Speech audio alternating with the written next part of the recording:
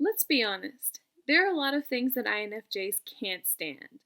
Because we are so aware of our surroundings and a lot of us are highly sensitive, it's a really long list. Let's take a look at the top 10 things that really bother us so much that we really do hate them. Number 1, having a dirty house. Let's start with something easy. I hate coming home to a dirty house. So much so that I'll actually put in some effort to keep it clean. While INFJs aren't really known for being meticulous about organization, we do like things in their place.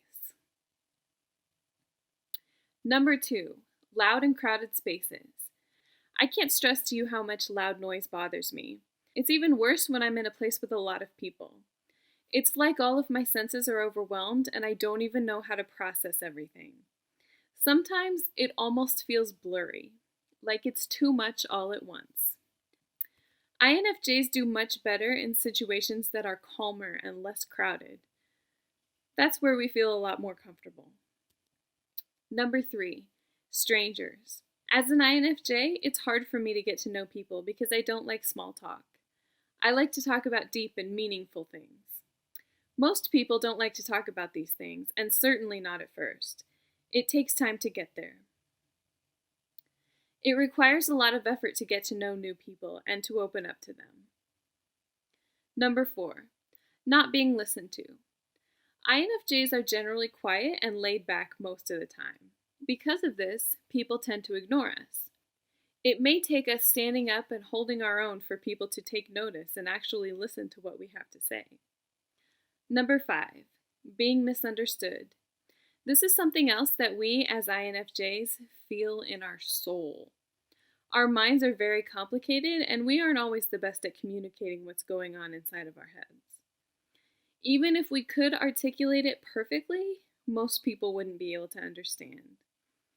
There are very few people who will actually take the time to even try to understand us. But when we finally find someone that does, it's like heaven. Number 6, self-righteous people. INFJs have a very high moral code. It is something that we take very seriously and abide by very strictly. Some people may even accuse us of being self-righteous, but that isn't usually the case.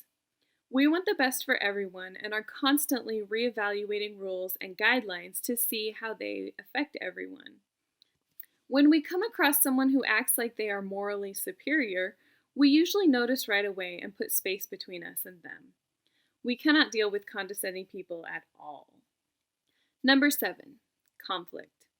There's nothing more that I hate more than conflict. I can't stand people yelling at each other or not getting along for any reason. I usually want to get in the middle and figure out a solution to make it stop. As INFJs, we are usually in the peacemaker role. We don't like disharmony and we want to find the most efficient way to solve the problem for everyone. Number 8, emotional manipulation. As INFJs, we hate emotional manipulation so much because most of the time we can see it happening.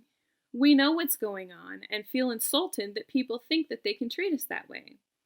It's even worse when we don't see it coming. When that happens, we are more upset with ourselves for not recognizing it than with the person who's doing it to us. Number 9, disloyal people. INFJs are very, very loyal. We will go to great lengths for our close friends and family members. It's truly hard for us to understand when this loyalty is not reciprocated. Those are the people that we will turn our backs on in a heartbeat. If you betray me, we are no longer friends. Period. Number 10, toxic people. A lot of INFJs attract toxic people like magnets. We are people pleasers who are good at adapting our personalities to fit different people. We are also natural peacemakers and givers. It's like the narcissist can see us coming a mile away. It takes a lot for us to leave toxic people. We try very hard to see the good in people and give them enough chances to try harder or change, but it rarely works. Once we recognize this and have distanced ourselves from them, it's hard not to hate them on some level.